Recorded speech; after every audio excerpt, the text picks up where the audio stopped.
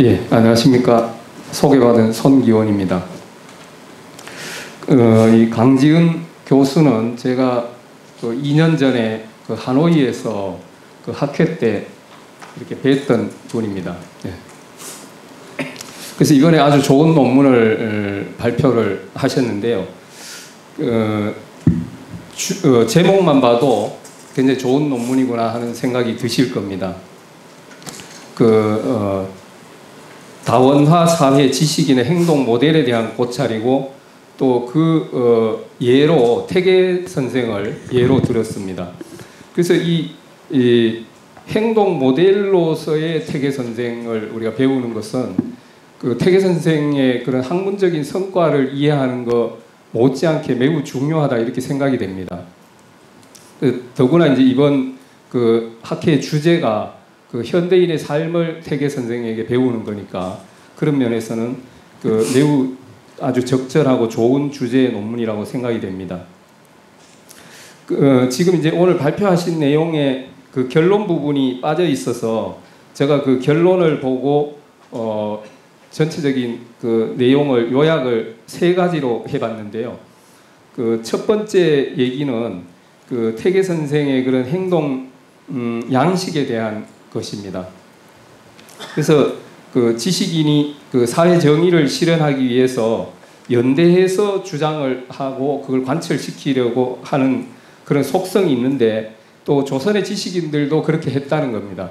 근데 태계 선생은 그렇게 연대해서 일을 밀고 나가는 것이 유자가 해야 될 일이 아니다 이렇게 말씀하셨다는 것을 강조를 했고 또 한 가지를 강조한 게 자신의 도를 지나치게 확신해서 지나치게 사업을 추진하는 것을 경계하고 또 조심하신 그런 말씀을 해주셨습니다. 그래서 그것이 첫 번째 말씀이시고 두 번째는 태계 선생께서 이제 특히 두 번째 얘기 자신의 도를 지나치게 확신해서 지나치게 사업을 추진하는 것을 경계하고 또 그것이 불행으로 이어질 수 있다는 그런 것이 태계 선생이 젊었을 때 기묘사화의 비극을 목도하신 것에서 교훈을 얻었을 것이다. 그래서 그런 것을 태계 선생께서 철저하게 자신의 삶을 반영한 것이 아니겠느냐 이런 관점으로 좀 새로운 시각입니다만 그렇게 말씀하셨고 마지막으로 이제 결론적으로 그러면 현대 사회에서 어떻게 우리가 대안을 찾을 거냐. 그래서 연대해서 꼭 하는 것도 중요하긴 하지만 태계 선생께 배울 수 있는 그런 것처럼 홀로 서서 지식인의 책임에 대해 신중하게 생각해보고 또 거기서 교훈을 찾아보는 것이 좋겠다. 이런 좋은 결론을 내렸습니다. 그래서 이제 제가 논평을 이제 하겠는데요. 지금 교재는 609페이지입니다. 네. 그래서 지금 이 논문 자체가 이제 지금 잘 다 아시지만 이제 리더십이 위기에 처해 있고 또 표류하고 있다 이렇게도 볼 수 있는데 그런 상황에서 이 태계 선생의 사례를 들어서 교훈을 얻고자 하는 그런 것이 그 자체가 이미 매우 좋은 그런 시도라고 생각이 되고 또 지식인의 그런 서양에서 발현된 그런 지식인의 얘기를 조선의 유학자들로 연결을 해서 조선 유학자들도 연대해서 하려고 하는데 태계 선생은 주로 이제 언행록을 많이 샅샅이 뒤져가지고 공부를 하셨더라고요. 그래서 이제 태계 선생의 판단 기준이 여느 지식인과 어떻게 다른지 그것을 밝히려 하는 그런 시도가 있어서 매우 유용하고 좋은 논문이다 이렇게 저는 생각을 하고 있습니다. 전체적인 맥락이라든지 또 여러 가지 논의하신 내용이 대체로 공감이 가고요. 근데 이제 2가지 점에서 제가 이제 의문을 제기를 하는데 또 첫 번째는 태계 선생의 판단 기준과 처신의 근거를 이해하는 시각이 좀 다른 관점으로 볼 수는 없을까 하는 것이 하나고 또 하나는 이제 아까 결론의 2번째 얘기 중에 이 태계 선생이 그렇게 경계하고 조심하시는 것이 기묘사화에서 교훈을 얻어서 했을 것이다 하는 그 부분도 또 너무 이제 다소 무리한 일반화일 수도 있겠다. 이런 두 가지 의문을 제가 제기를 했습니다. 그래서 첫 번째 얘기는 제가 여기 표현을 조금 잘못해서 이 강지은 교수께서 회신에다가 이렇게 또 그것을 말씀을 하셨는데, 태계 선생이 단체 행동을 일률적으로 이런 말은 없었습니다. 근데 제가 그렇게 제 얘기를 이렇게 정리하려다 보니까 잘못 넣었습니다. 그래서 반대하는 입장이었다 이렇게 볼 수 있을까 하는 의문이 되는데, 그래서 김성일의 기록에 근거하면 그것이 유자가 할 일이 아니다 이렇게 하셨기 때문에 그 말이 맞다고 볼 수 있는데, 우성전이 똑같은 사건을 정리해서 그 전한 내용을 보면 좀 뉘앙스가 다릅니다. 그래서 거기에는 뭐라고 되어 있는가 하면 밑에 두 번째 줄에 태학생들이 진소는 그래도 명분은 있지만 이런 말씀으로 하셨고, 또 다음 페이지에 첫 번째 줄 오른쪽에 김성일이 유생들이 공관하는 일에 대해서는 어떻게 생각하십니까? 요즘 같으면 이제 수업 거부하고 단체 행동하는데, 그래서 거기에 대해서 일반적인 말씀을 하시고 나서 끝에 가서 공간에 대해서 나는 모르겠다 이렇게 유보적인 입장을 취하셨습니다. 그래서 이런 것으로 봤을 때 태계 선생께서 꼭 단체 행동을 반대했다기보다는 상황에 따라서 용인될 수도 있고 또 이렇게 또 해서는 안 될 때도 있다 이런 입장이 아니셨는가 이런 생각이 들고, 그래서 지금 앞에서도 이제 태계 선생의 그런 행동 양식에 대해서 여러 가지 복잡하게 또 생각이 되고 들으시면서도 이해하기 어려운 측면도 있고, 그래서 그것이 융통성 또는 모순되는 듯한 뭐 이런 얘기로 많이 나옵니다. 그래서 좀 헷갈리는 측면이 있습니다. 그래서 그런 것이 태계 선생의 그런 행동 양식을 이해하는 것도 사실 어렵고 실천하는 것은 더 어려운 그런 실정인데요. 그래서 저는 그것이 이 태계 선생이 어떤 고정된 기준이 있다기보다는 상황에 맞게 판단하고 상황에 맞게 처신하시는, 한마디로 얘기하면 중의 도를 실천하셨다 이렇게 저는 생각이 됩니다. 그래서 이제 거기에 대한 예를 적어놨는데 그건 참고로 읽어보시고 시간 관계상.